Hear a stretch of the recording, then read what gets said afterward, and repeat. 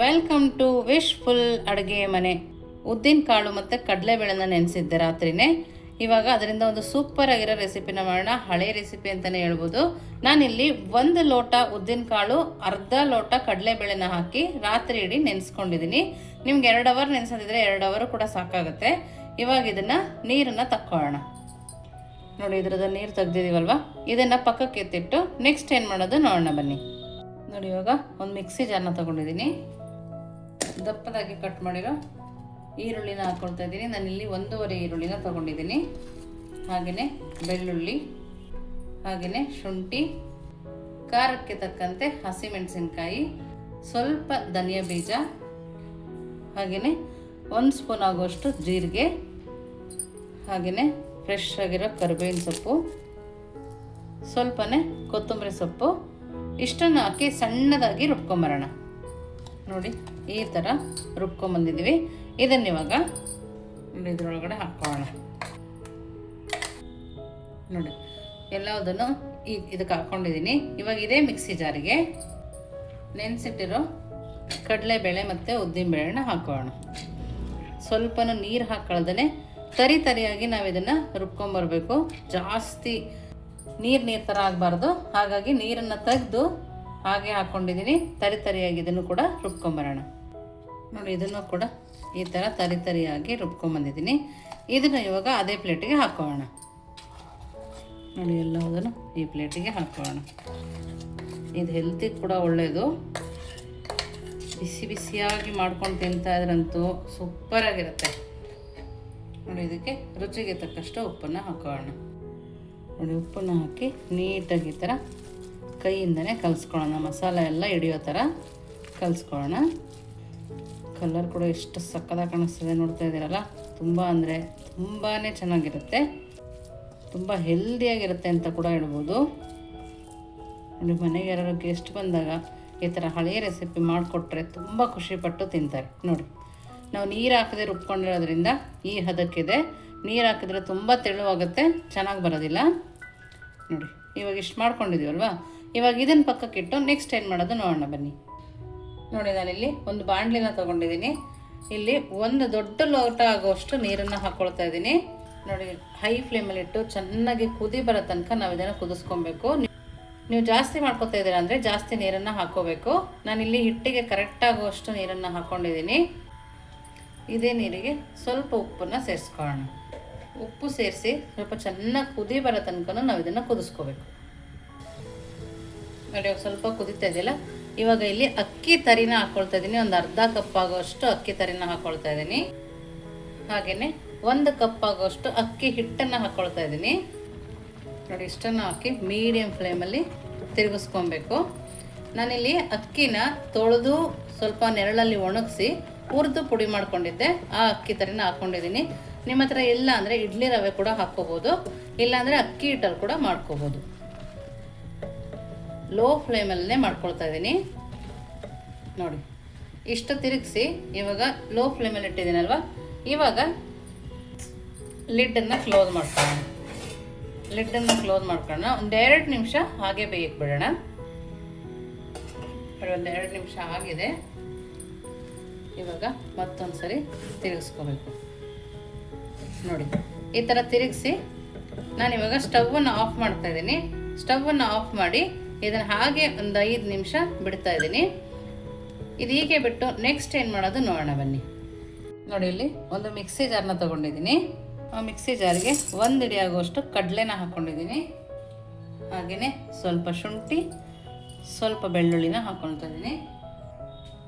ಒಂದು ಅರ್ಧ ಹೋಳಾಗುವಷ್ಟು ತೆಂಗಿನಕಾಯಿನ ಹಾಕ್ಕೊಂಡಿದ್ದೀನಿ.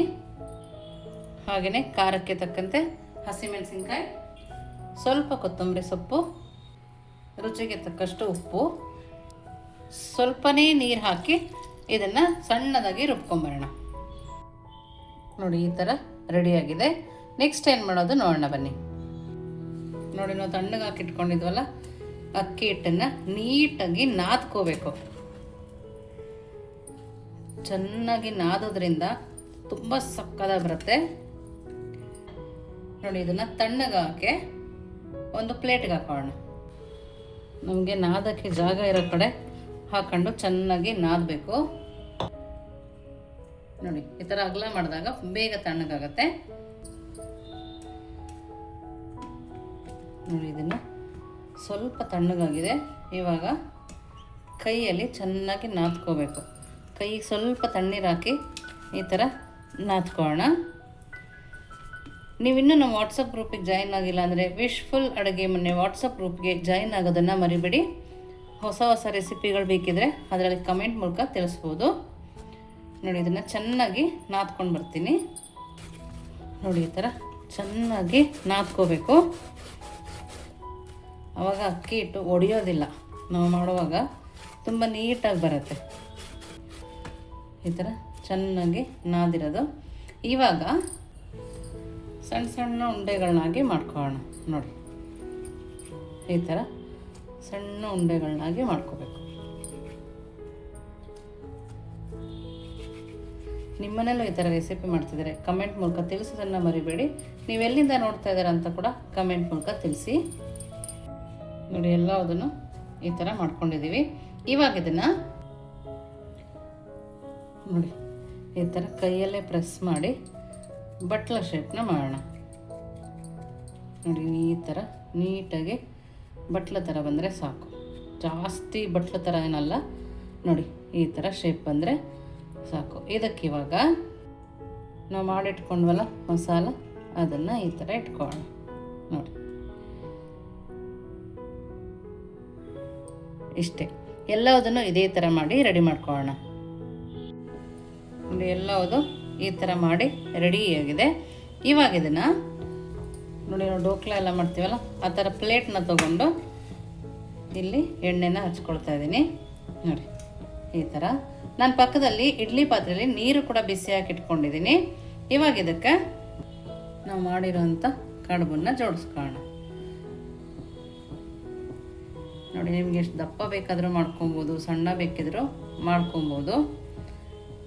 ನಾವು ಕೆಳಗಡೆಗೆ ಎಣ್ಣೆ ಸರೋದ್ರಿಂದ ಅಂಟಲ್ಲ, ತುಂಬ ಚೆನ್ನಾಗಿ ಬರುತ್ತೆ.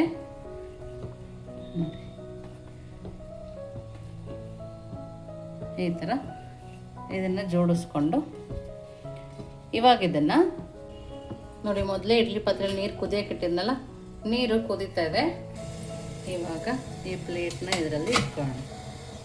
5 ರಿಂದ 10 ನಿಮಿಷ ಮೀಡಿಯಂ ಫ್ಲೇಮಲ್ಲಿ ಇಟ್ಟು ಇದನ್ನು ಬೇಯಿಸ್ಕೊಳ್ಳೋಣ.